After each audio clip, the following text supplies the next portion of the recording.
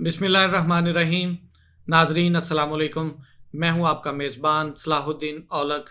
आज हमारे programme guest with Aulakh में हमारे मेहमान हैं अमन वेलफेयर कौंसल के डायरेक्टर जनाब डॉक्टर एहसानुल्लाह जठौल। अमन वेलफेयर कौंसल मुल्क के दूर दराज और पसमानदा इलाकों में समाजी खिदमत के हवाले से एक बड़ा नाम है।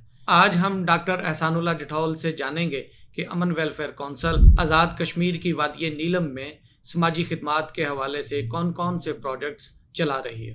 जी बिस्मिल्लाहिर्रहमानिर्रहीम। अमन वेलफेयर कौंसल के जी बुनियादी जो अगराज़ व मकासद हैं वो बेसिकली 3 हैं। एक स्किल डेवलपमेंट है, दूसरा जो है वो वुमेन एम्पावरमेंट है और तीसरा जो है ना वो हेल्थ फैसिलिटीज़ है। ये 3 सेक्टर हैं जिनके अंदर अमन वेलफेयर कौंसल अरसे से काम कर रही है अल्हम्दुलिल्लाह। डॉक्टर साहब, अमन वेलफेयर कौंसल के क़याम का बुनियादी अगराज़ व मकासद क्या हैं और ये समाजी खिदमात के किन किन शोबों में मसरूफ़ अमल है? अमन वेलफेयर कौंसल के जो 3 प्रोजेक्ट हैं, इनके अलावा अगर कोई मुल्क के अंदर कोई हंगामी सूरत बन जाती है, कोई ज़ल्ज़ला, कोई सैलाब, कोई इस तरह का कोई हादसा हो जाता है तो उसके अंदर हम पार्टिसिपेट करते हैं। जिस तरीके से 2022 के सैलाब के अंदर हमारे पास पूरा जो सिंध एरिया, शहदाद कोट, लाड़काना, इसके साथ अपना जैकबाबाद, गढ़ी, खैरुका इलाका और बलोचिस्तान के 6 अजला, औस्ता मोहम्मद, डेरा मुराद जमाली, डेरा अल्लाह, जाल मक्सी, ये सारा एरिया हमारे पास जो था हम वहाँ काम करके आए अल्हम्दुलिल्लाह। डॉक्टर साहब, आपने अभी स्किल डेवलपमेंट की बात की, तो अमन वेलफेयर कौंसल स्किल डेवलपमेंट के हवाले से कौन कौन से प्रोजेक्ट्स चला रही है? अमन वेलफेयर कौंसल बेसिकली जो स्किल डेवलपमेंट का काम है वो हम सियालकोट में भी हमने शुरू किया और साथ क्योंकि पहले हेल्थ फैसिलिटीज़ के लिए हम मेडिकल कैंप करने के लिए कश्मीर के और GB के मुख्तलिफ इलाकों के अंदर जाते रहे हैं, तो वहाँ मुझे ये पोटेंशियल नज़र आया कि इस एरिया के अंदर ये काम हो सकता है। तो वहाँ अल्हम्दुलिल्लाह हमने 2 साल पहले एक project Saeeda Ayesha vocational centre के नाम से शुरू किया, जिसके अंदर 10 बच्चियों को हमने लिया और उनको सिलाई कढ़ाई और दीगर जो अपना इसके मुतल्लिका मालूमात हैं और उनके साथ अवेयर किया गया, उनको ट्रेनिंग्स दी गई अच्छी टीचर्स के साथ, और आज अल्हम्दुलिल्लाह वो हमारा जो पायलट मनसूबा है वो बेहतरीन कामयाबी की सूरत इख्तियार कर चुका है। और नीलम वैली के अंदर जो अगला हमारा टारगेट है कि 10 सेंटर जो है वो हम इंशाअल्लाह इसी रमज़ान के अंदर खोलेंगे। Saeeda Ayesha vocational training centre में कौन कौन सी बुनियादी महारतें जो हैं जो ख़वातीन को सिखाई जा रही हैं? वहाँ ख़वातीन को जी सिलाई कढ़ाई और इसके साथ क्योंकि वहाँ एक टूरिस्ट एरिया है, बच्चों पंजाब से, सिंध से और मुल्क के दूसरे हिस्सों से जो लोग जाते हैं उनको खाने का बहुत ज़्यादा इशू होता है, तो वहाँ हम जो मैदानी इलाकों के अंदर जो फेमिलियर फूड है उसको हम सिखा रहे हैं कि किस तरीके से आपने ये फूड तैयार करना है, ताकि पहाड़ों के अंदर भी जाके जो टूरिस्ट का सबसे बड़ा इशू खाने का होता है और साथ रहाइश का होता है, हॉस्पिटलिटी का होता है, उसको हम देख रहे हैं कि उनको वो सिखा रहे हैं साथ। डॉक्टर साहब, Syeda Ayesha vocational training institute में जो ख़वातीन प्रोडक्ट्स तैयार करती हैं तो उनकी फ़रोख्त और मार्केटिंग के हवाले से क्या स्ट्रेटजी है? जो ख़वातीन प्रोडक्ट तैयार कर रही हैं वहाँ अल्हम्दुलिल्लाह ये है कि वो मार्केट के अंदर सेल के लिए आ चुकी है। कश्मीर का एक अपना कल्चर है, वहाँ का अपना एक लिबास है, वहाँ की एक सकाफ़त है। हम चाह रहे हैं कि उस सकाफ़त को वो बच्चियाँ अच्छे तरीके से बना सकती हैं, क्योंकि उसके अंदर उनका माइंड जो है ना वो आप देखेंगे कि बहुत अल्हम्दुलिल्लाह चलता है। तो एक अच्छा मौसम भी वहाँ होता है कि 4 से 6 महीने बर्फ़बारी के मौसम के अंदर वहाँ वो बच्चियाँ यहाँ से प्रोडक्ट तैयार करके लोकल मार्केट के अंदर सेल कर सकती हैं। 8 से 10 लाख जो टूरिस्ट है वो हर साल नीलम वैली को विज़िट करता है, तो वो एक अच्छी मार्केट है इस हवाले से। तो हम जो चीज़ें वहाँ लोकल सेल हो रही हैं दूसरे इलाकों से आके, मकबूजा कश्मीर से आके, आज वो प्रोडक्ट इन बच्चों की वसातत से अल्हम्दुलिल्लाह वो यहाँ तैयार हो रही हैं। और फ्यूचर के अंदर जो मार्केटिंग के हवाले से बात आपका ने की है, मार्केटिंग के हवाले से भी हमारा ये है कि वो लोकल मार्केट भी इंशाअल्लाह कवर होगी उनसे, वहाँ वो प्रोडक्ट सेल होंगी।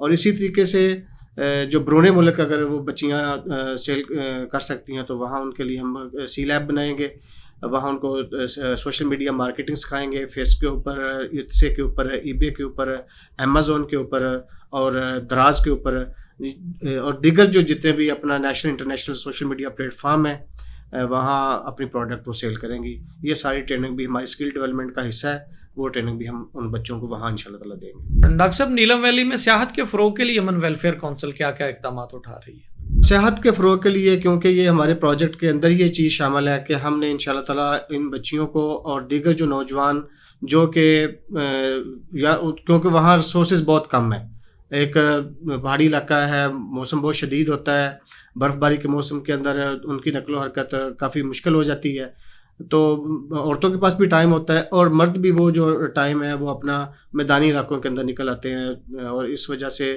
ہمارے دیگر شہروں کے اوپر بھی پریشر آتا ہے. تو ہم چاہ رہے ہیں کہ اسی علاقے کے اندر ان کو ایسے کام دے دیے جائیں کہ وہ اپنا ان کا جو روزگار پنڈی اسلام آباد کے اندر یا لاہور کے اندر، کراچی کے اندر جا کے وہ تلاش کرتے ہیں یا بیرون ملک کا رخ کرتے ہیں. تو ایک پوٹینشیل موجود ہے، اس پوٹینشیل کو استعمال کرنے کی ضرورت ہے، وہ ہم اچھے طریقے سے کر رہے ہیں. تو صحت کے فروغ کے لیے ہم چاہ رہے ہیں کہ جو ایک تو ان کا مسئلہ ہے جو وہاں کی آبادی لوکل ہے، اور دوسرا جو وہاں ٹورسٹ جا رہا ہے ان کے بھی مسائل ہیں. جیسے میں نے بات کیا کہ کھانے کے ان کے مسئلے ہوتے ہیں، اسی طریقے سے رہنے کے بھی مسئلے ہیں کہ بستر اگر پراپر صاف ستھرے نہیں ہیں، ان کے اندر سے اسمیل آ رہی ہے، یا ان کی واشنگ کا ایشوز ہیں موسم شدید ہونے کی وجہ سے.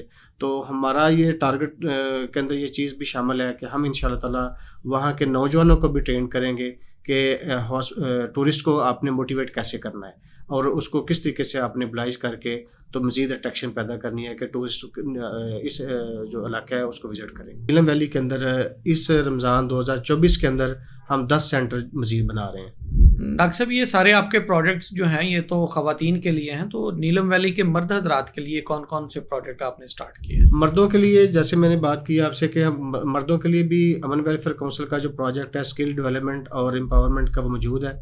اس کے ساتھ ساتھ کیونکہ یہ سارا کام کمیونٹی ڈیولپمنٹ کا ہے، تو کمیونٹی ڈیولپمنٹ کے اندر ہمارے دیگر جو پروجیکٹ ہیں پھر ہم نے لاسٹ ایئر ہم نے جب موسم سمر اسٹارٹ ہوا تو ہم نے وہاں شجر کاری شروع کی.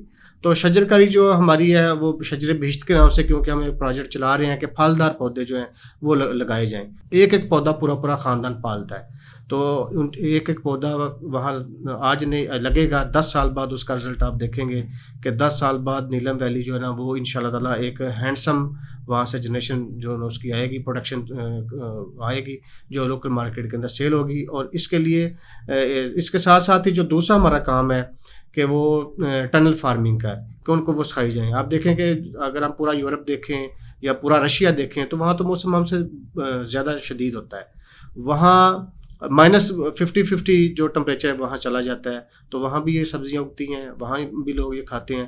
تو المیہ یہ ہے کہ پنڈی کی منڈی سے وہاں سبزی جاتی ہے اور وہاں کھائی جاتی ہے. تو ہم مردوں کے لیے یہ والے جو پروجیکٹ ہیں کہ وہ لوکل وہاں رہ کے ٹنل فارمنگ کے اوپر، گوٹ فارمنگ کے اوپر، اور اسی طریقے سے اپنا یہ جو پھلدار ہمارے پودے ہیں، فروٹ ٹریز ہیں، ان کی پروڈکشن کر کے تو انشاءاللہ تعالیٰ مردوں کے اندر بھی تبدیلی آ جائے گی.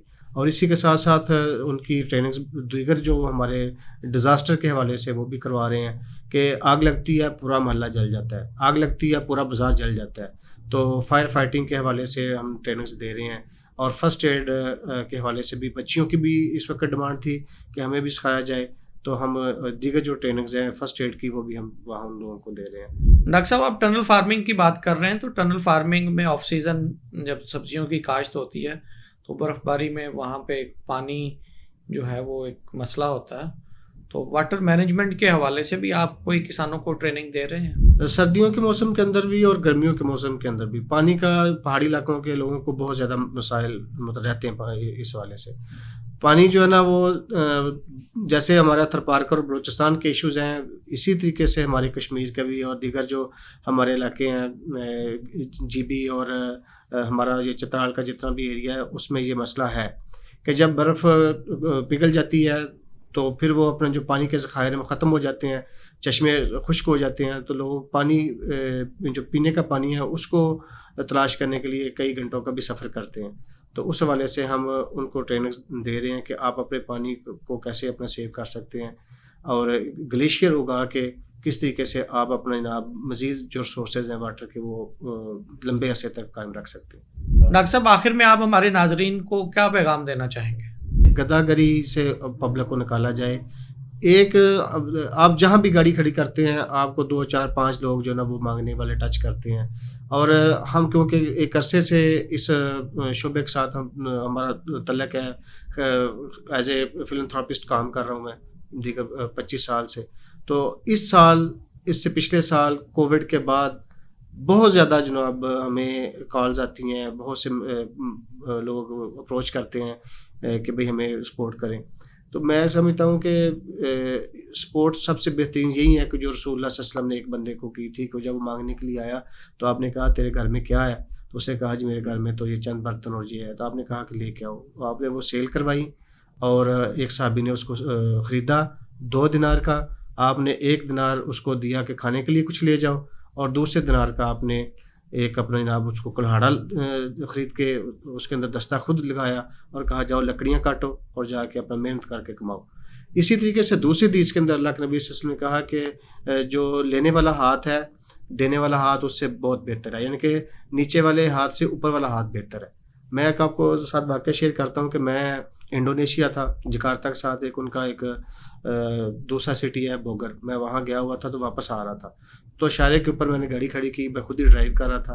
ایک بچی کچھ سیل کر رہی تھی تو میں نے کہا بیٹا یہ، اس نے مجھے بھی ظاہر آفر کیا کہ یہ خرید لو.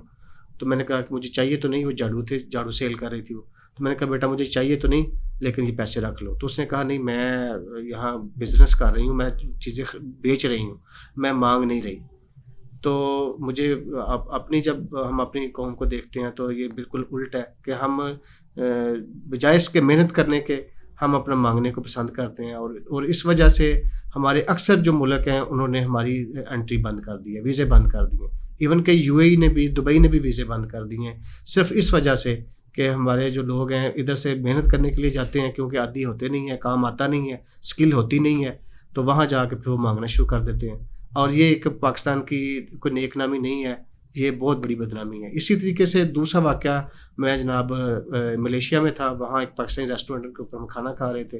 تو چند لوگ ماشاء اللہ باریش ہے، انہوں نے وہ اوپر ماما بھی باندھا ہوا ہے، وہ آگے مانگنے کے لیے کہ بھائی ہمارا یہ مدرسہ ہے یا فرنٹ ایریا کے اندر پاکستان سے ہم آئے ہیں تو یہ اپنے جناب ہمیں مطلب چندہ دے. تو میں نے جب، کیونکہ میں نے پورا پاکستان الحمدللہ دیکھا ہوا ہے، جب جس علاقے کا انہوں نے نام لیا، جب اس کی میں نے انویسٹیگیشن وہاں بیٹھے بیٹھے کی تو ادھر وہ مدرسہ تھا ہی. مطلب یہ ہم عادی ہوتے جا رہے ہیں نا مانگنے کے. تو ہم چاہ رہے ہیں کہ اسکل ڈیولپمنٹ کر کے اور ہلکے ہلکے لوگوں کو چھوٹے چھوٹے کاروبار کروا کے لوگوں کی ساتھ اخلاقی تربیت کر کے، انہی سینٹرز کے اندر ہم نے اخلاقی تربیت کا بھی ساتھ وہ لیکچر رکھے ہوئے ہیں جس میں معلمات باقاعدہ صبح کلاس شروع ہونے سے پہلے وہ دینی تربیت دیتی ہیں، اخلاقیات کے اوپر بات کرتی ہیں تاکہ ہماری جو سیلف رسپیکٹ ہے وہ زندہ رہے اور ہم محنت کر کے اپنا کمائیں، محنت کر کے اپنے بچوں کا پیٹ پالیں. تو یہی ہمارے سارے پروجیکٹ کا مقصد ہے اور اسی کے تحت ہم کام کر رہے ہیں. ناظرین، یہ تھا ہمارا آج کا پروگرام گیسٹ ود اولک. اپنے کومنٹس سے ہمیں ضرور آگاہ کیجیے گا کہ آپ کو یہ پروگرام کیسا لگا. اسے لائک اور شیئر کرنا نہ بھولیے.